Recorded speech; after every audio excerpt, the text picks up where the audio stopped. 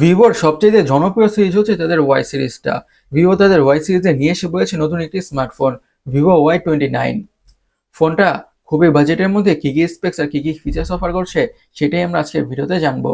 So let's talk about Vivo Y29। শুরুতে এই ফোনটা ডিজাইনটাকে নিয়ে কথা বলি। ফোনটা লুকস আর টিপিক্যাল ভিভোর স্মার্টফোনগুলোর মতন ডিজাইন। পিছনে থাকছে গ্লসি বা গ্রেডিয়েন্ট কাইন্ড অফ ফিনিশ।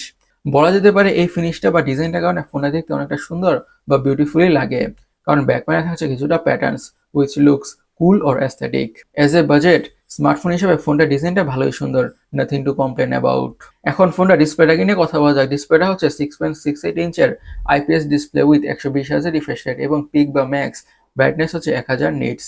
এই প্যানেলটাতে অথবা ডিসপ্লেটাতে যে কোনো ধরনের content, movies, videos or series যে কোনো কিছু দেখে অনেকটা ভালোভাবে এনজয় করা যাবে, সেই ব্যাপারে বা সেই বিষয়ে কোনো সন্দেহ নাই। আর 120 হার্জ রিফ্রেশ রেট থাকার কারণে স্ক্রোলিং করে, ব্রাউজিং করে, গেমিং করে, ইউ নেম ইট, যে কোনো ধরনের টাস্কি পারফর্ম করে অনেকটাই স্মুথনেসের ফিল তো পাওয়া যাবেই, that's for sure or obvious. আর হ্যাঁ, ভিভো ডিসপ্লে প্যানেলগুলোর কোয়ালিটি অনেকটাই ভালো হয়ে থাকে, বিশেষ করে আইপিএস প্যানেলগুলোর কোয়ালিটি।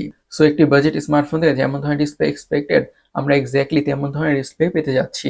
এখন ফোনটির হার্ট বা চিপসেটটাকে নিয়ে কথা বলা যাক, যে ভিভো বাজেটের মধ্যে অ্যাকচুয়ালিতে কেমন প্রসেসর বা চিপসেট প্রোভাইড করছে আমাদের, কারণ সেটাই মেইন, বিশেষ করে ভিভো বা ওপোর স্মার্টফোনগুলোর ক্ষেত্রে, রাইট? ফোনটিতে ইউজ করা হয়েছে মিডিয়াটেক ডায়মেনসিটি 6300। এটি একটি 6 ন্যানোমিটার বেসড প্রসেসর। আচ্ছা, মিডিয়াটেক ডায়মেনসিটি 6300 কিন্তু এটা tried and tested good performing processor. সেটা গেমিং হোক অথবা day to day regular task হোক, হাই লেভেলের গেমসগুলোকে মিডিয়াম সেটিংসে মোটামুটি ভালোভাবে খেলা যাবে অথবা রান করা যাবে, তেমন একটা হিউজ লেভেলের ইস্যুস লক্ষ্য করা যাবে না। আর day to day regular task, switching between apps, multitasking, এমন যত ধরনের টুকটাক বা রেগুলার কাজ আছে ফোনটা আরো ইজিলি হ্যান্ডেল করে ফেলবে, that's for sure or obvious. So as a budget smartphone হিসেবে আমরা যেমন ধরনের পারফরমেন্স বা যেমন ধরনের প্রসেসর এক্সপেক্ট করি, স্মার্টফোনটা এক্স্যাক্টলি তেমন ধরনের পারফরমেন্স বা প্রসেসরই আমাদের ডেলিভার করছে, সেই ব্যাপারে বা সেই বিষয়ে কোনো সন্দেহই থাকছে না। সো সিম্পলি এটা বলা যেতে পারে ফোনটির পারফরমেন্স অ্যাকচুয়ালিতে প্রিটি গুড হতে যাচ্ছে। ফোনটির র্যাম এবং স্টোরেজ ভিএনএস এর কথা বলে থাকছে 4 GB RAM, 128 GB storage, 8 GB RAM, 128 GB storage, 8 GB RAM, 256 GB storage, 6 GB RAM, 128 GB storage. আর অবভিয়াসলি এসডিকারের মাধ্যমে স্টোরেজকে বাড়ানোর সুবিধা থাকছে এবং স্টোরেজ স্পিড হচ্ছে eMMC 5.1। এখন ফোনটির অপটিক্স বা ক্যামেরাটাকে নিয়ে কথা বলা যাক। ফোনটার লুকসটা দেখে মনে হচ্ছে ফোনটিতে থাকছে ডুয়াল ক্যামেরা, বাট অ্যাকচুয়ালিতে কাজের সেন্সর হচ্ছে একটি। ইউজ করা হয়েছে 50 মেগাপিক্সেলের প্রাইমারি সেন্সর, অ্যাপারচার হচ্ছে f1.8 এবং সাথে থাকছে পিডিএফ।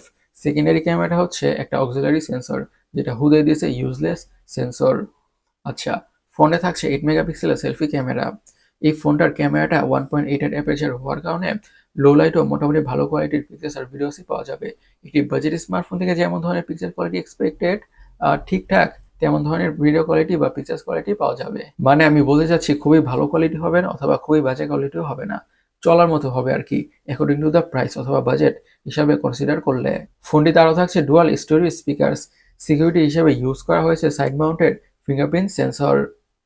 ফোনটির ব্যাটারির কথা বলে পুরো ফোনটাকে পাওয়ার করছে 5500 এর ব্যাটারি এবং সাথে থাকছে 44 ওয়াটের ফাস্ট চার্জিং এর সাপোর্ট। এই 5500 এর ব্যাটারি থেকে ফোনটাকে মিডিয়াম ভাবে ইউজ করলে খুব ইজিলি 1.5 থেকে 2 দিনের ব্যাটারি ব্যাকআপ পাওয়া যাবে। আর সাথে প্রোভাইড করা 44 ওয়াটের ফাস্ট চার্জার দিয়ে ফোনটা ঠিকঠাক দ্রুতভাবে ফুল চার্জ হয়ে যাবে। ফোনটার কালার ভেরিয়েন্টসের কথা বলে এসব কালার ভেরিয়েন্টে পাওয়া যাবে। এখন ফোনটার দামটা কি নিয়ে অথবা প্রাইসটাকে নিয়ে কথা বলা যাক। স্মার্টফোনের বেস ভেরিয়েন্টের দাম রাখা হয়েছে 14,000 ইন্ডিয়ান রুপি। অবভিয়াসলি বাংলাদেশে আসলে তো ফোনটার দাম আরও বেড়ে যাবে। গাইস, আপনাদের ভিভো Y29 স্মার্টফোনটি কেমন লেগেছে অবশ্যই কমেন্ট সেকশনে কমেন্ট করে জানাবেন। আর আমাদের আজকের ভিডিওটি এই পর্যন্তই। আমি সৈকত, সাইনিং আউট।